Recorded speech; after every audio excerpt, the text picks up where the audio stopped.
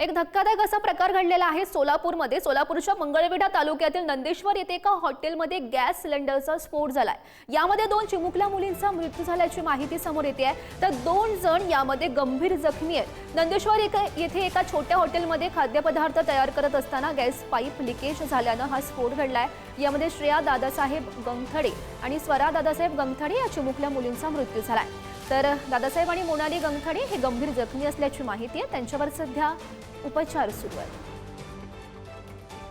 सोलापूरमधली ही घटना मंगळवेढा तालुक्यातील नंदेश्वर येथे एका हॉटेलमध्ये गॅस सिलेंडरचा हा स्फोट झाला। त्यामध्ये या चिमुकल्यांचा 2ही मुलींचा मृत्यू झालेला आहे आणि या संदर्भात अधिकची माहिती जाणून घेऊयात। आमचे प्रतिनिधी माऊली डांगे सध्या आपल्यासोबत आहेत।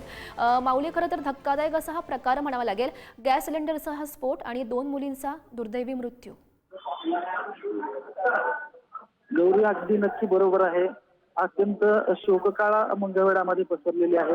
घरगुती गॅस लिकेज झाल्यामुळे 2 चिमुकलीचा मृत्यू झालेला आहे, तर अन्य 2 जणांना खासगी रुग्णालयामध्ये दाखल करण्यात आलेलं आहे। त्यामध्ये तसं पोलीसही घटनास्थळी दाखल झालेले आहेत।